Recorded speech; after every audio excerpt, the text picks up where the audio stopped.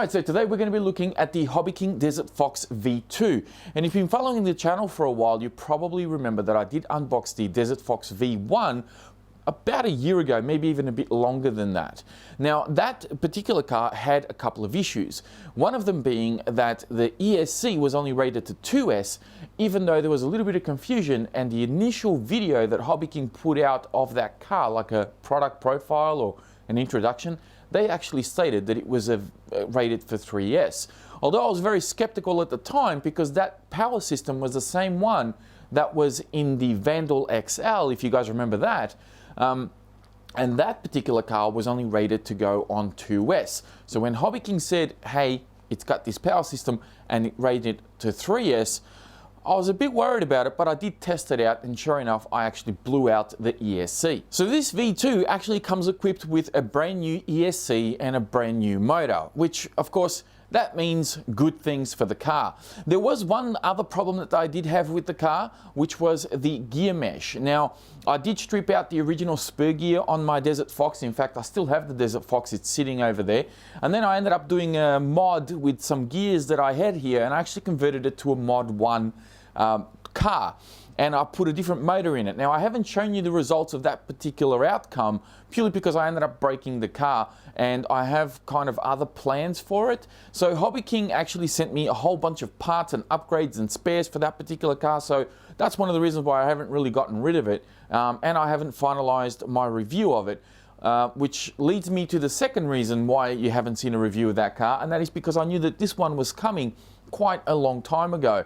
And I figured, hey, you know what, rather than me reviewing something that's going to be rendered obsolete, I may as well wait it out, wait until I get the V2 and then do a complete review for the car, and hopefully this one is looking a little bit better than the original Desert Fox. Now with this V2 version, HobbyKing actually swapped out the motor and ESC, which of course is a big positive for the car, which means that now we can run it on 2S as well as 3S. Now the power system that they've chosen for this is actually a rebranded HobbyWing, and it should be ample for this car. So I'm very curious to see what sort of top speed we're going to get out of it, how it's going to perform, and whether or not we're going to have any overheating issues.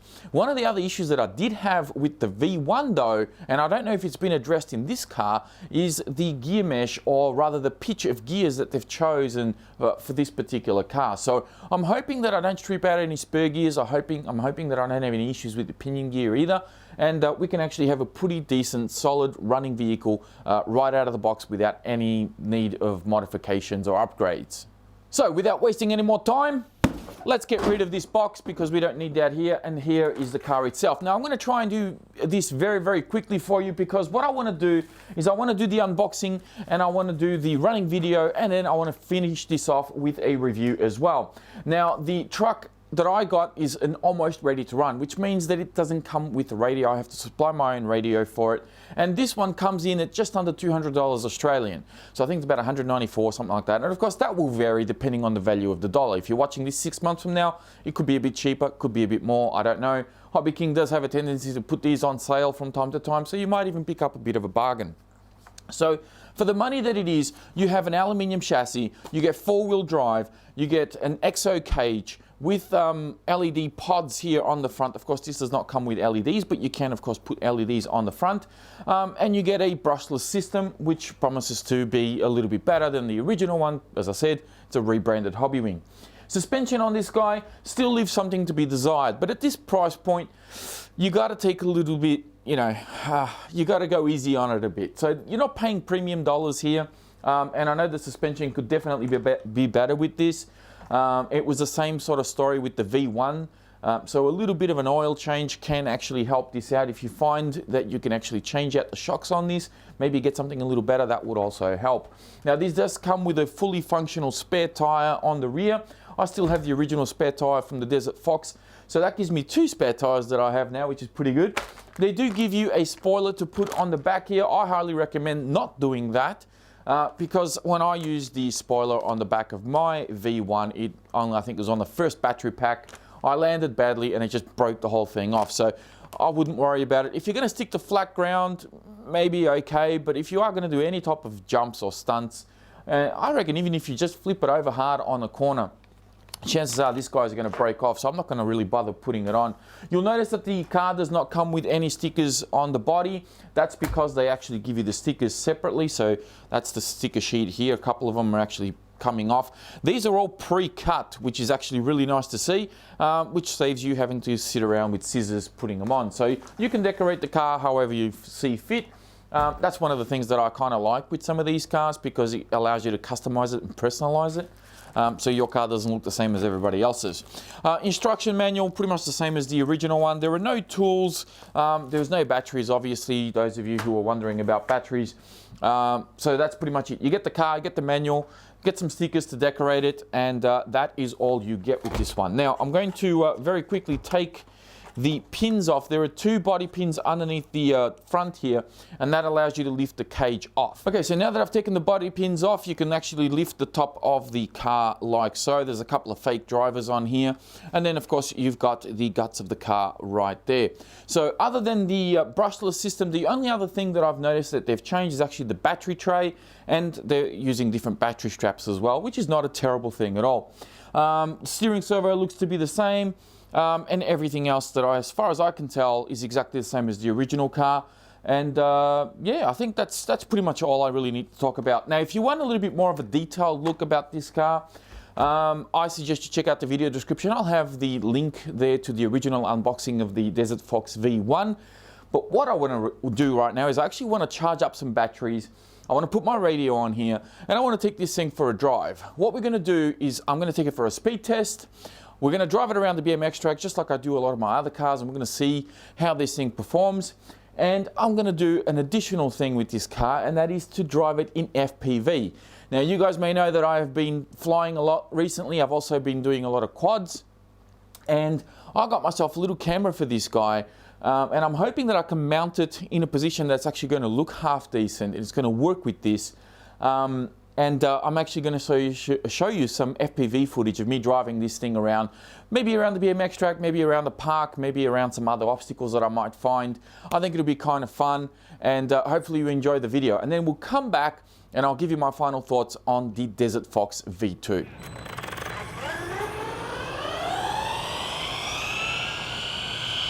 Fast. Wow.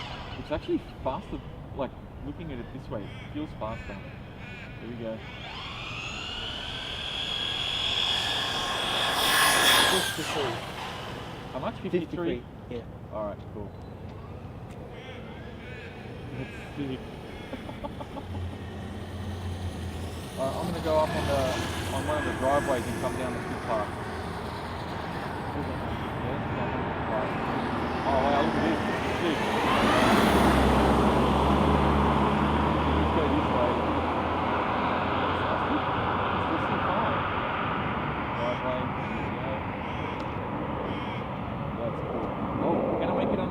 No, I'll have the GoPro, I'll get stuck. If I didn't have the camera on there, I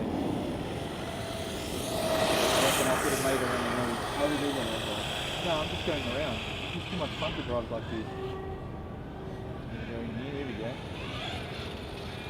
Go back here on the road, coming straight for us, and stop.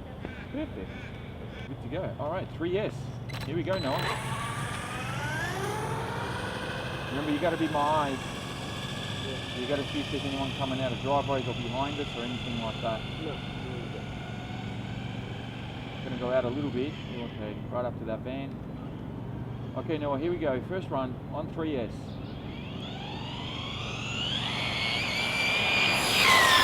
74. 74? Wow. That's impressive. That's pretty impressive. Alrighty, 2S. Stock out of the box. You can see it's a little bit bouncy. It drifts around the corner pretty well.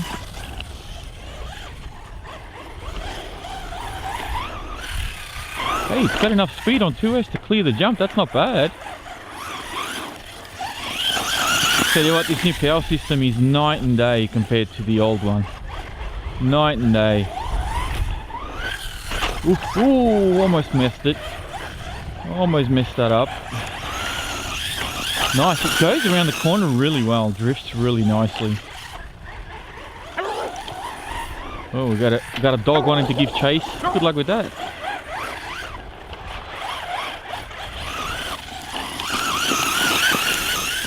It's doing well, it's doing well.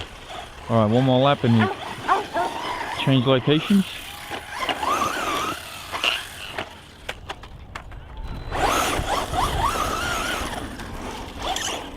Ooh, that didn't sound good.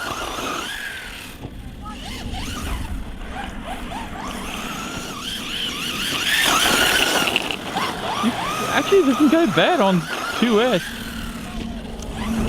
Not bad at all. As long as that third gear can hold out. Wow, what happened there? That was violent. That was interesting. A bit of a delay there. I had it pegged and it just took a while. I wonder if it's going to do this again. Alright, let me have a look here. Can you see a bit of a delay, or is it just me? Nah, there's definitely a delay there. It's not just me.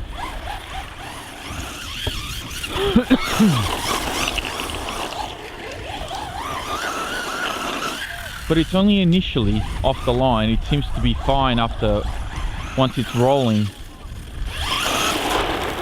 Alrighty, time to go around the bend. You can definitely see a bit of a delay there. Alright, let's see what sort of carnage we can create here. Alright, there's not enough speed to clear the jump going that way, which means I don't think there's going to be enough to clear it going this way. This thing goes good. Oh, I almost had it. Almost had it. Oh, well, I'm surprised it lived, to be honest. It lived. That's good. We are in winter. It's not hot here, so I'm kind of expecting the plastics to break. I'm not expecting, but I won't be surprised if they do. Let me put it to you that way. But it's not that cold. So it is sort of in the shade. I don't know, this thing goes pretty good. Ooh. I'm not liking the noises coming out of that car at the moment. There's a local soccer game going on behind me at the moment in the soccer grounds. So if you're hearing people shouting, that's what that is. Alright, HobbyKing, what have you made? Have you made something decent? It's not bad. It's not bad. I think this V2 is definitely got a leg up on the V1. I mean, power-wise especially. Definitely a big plus. Oh, almost made it. Alright, time to go 3S. And yes, we did break it. Just as I was changing batteries here, this broke right there and broke from here as well. So obviously these couple of rolls that it's done hasn't been good for it. Bit unfortunate, but it is what it is. Okay, so 3S, probably not the best. Whoa, has a lot more power to clear that jump. Man, this thing's got some good speed. Looks like somebody scored behind me. Oh, it even have a little bit of air authority. That's cool.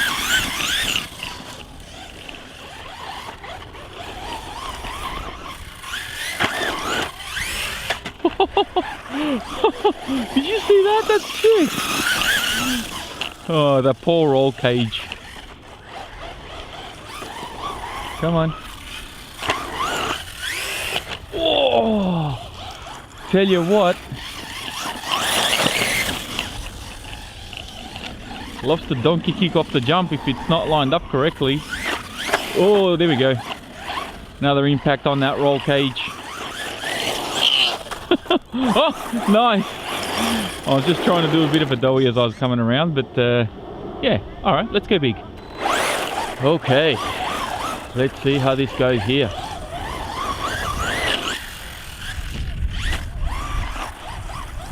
I'm actually surprised the spur gear is hasn't stripped out. If I remember correctly, the other one did, and it's almost got enough to clear that grassy patch.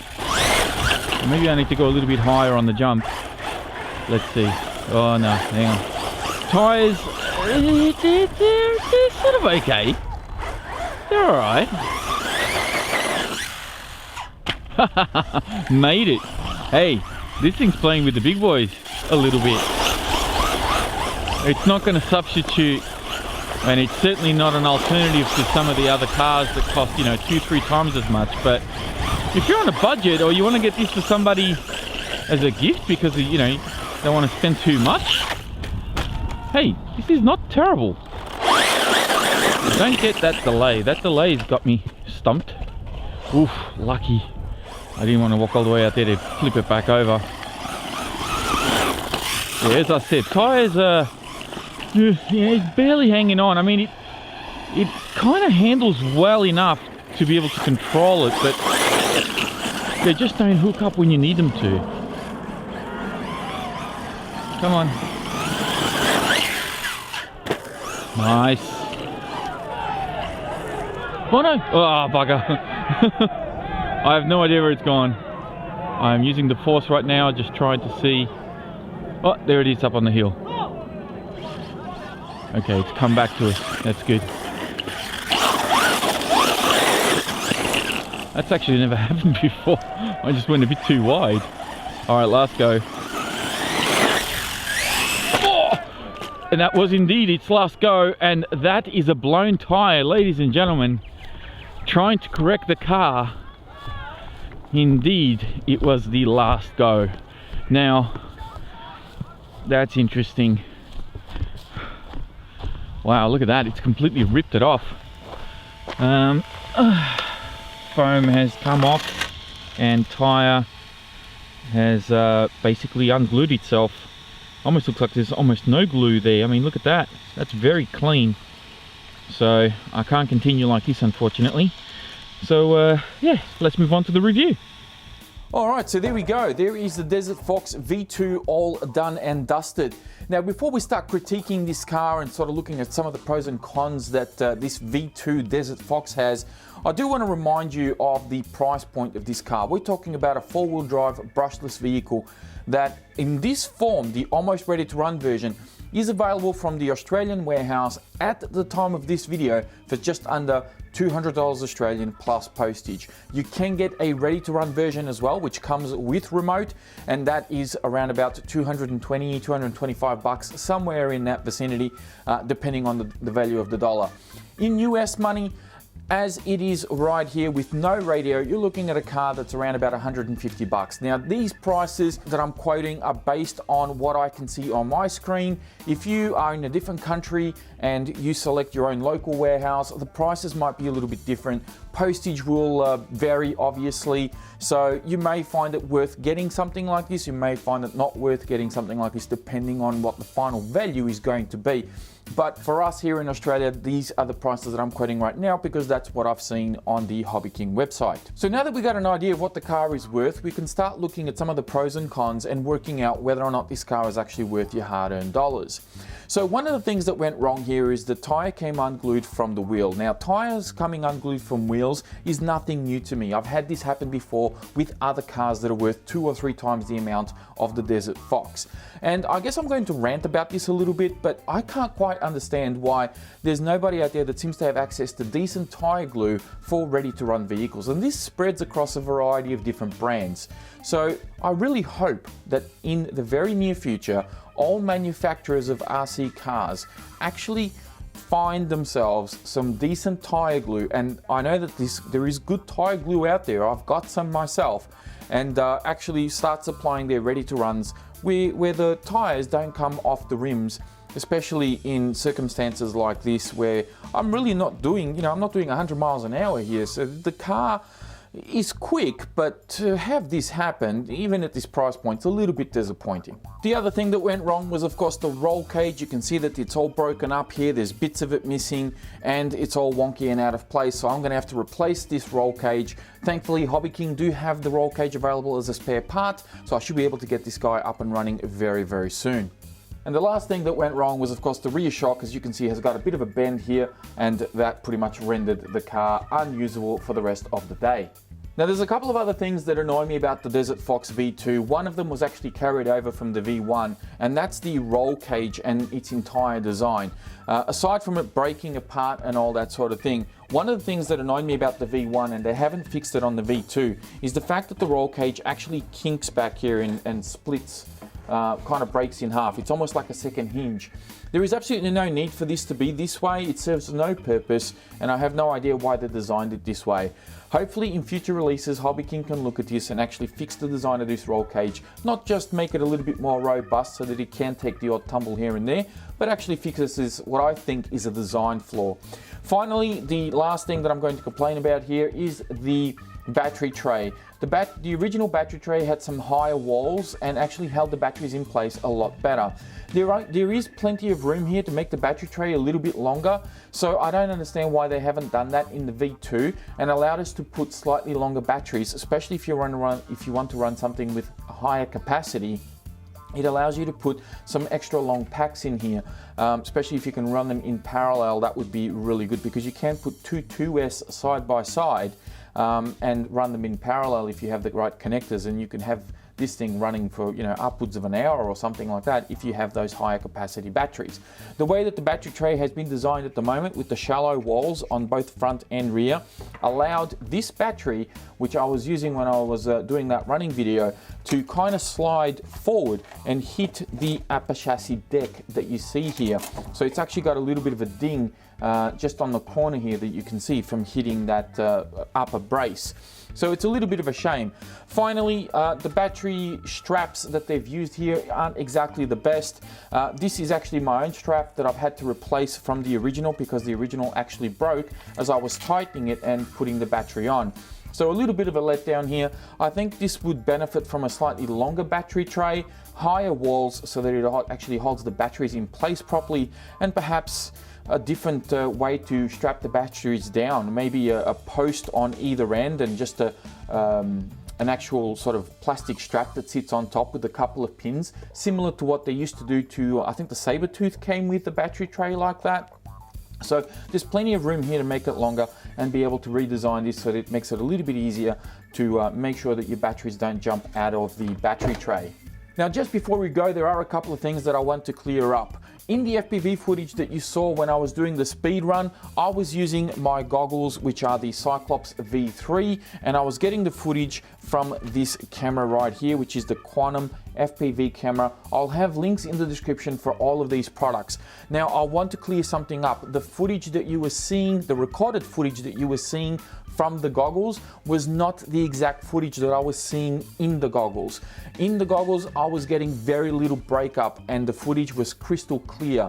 However, the recorded footage was very much inferior to what I was seeing. So don't let the recorded footage kind of lead you to believe that that's what I could see, because that's not entirely the case at all. I was actually getting very, very little breakup and I was seeing everything very clearly. The camera did its job very well and the goggles did the job very well. I will be talking about the goggles and doing a final review on those and the camera in later videos.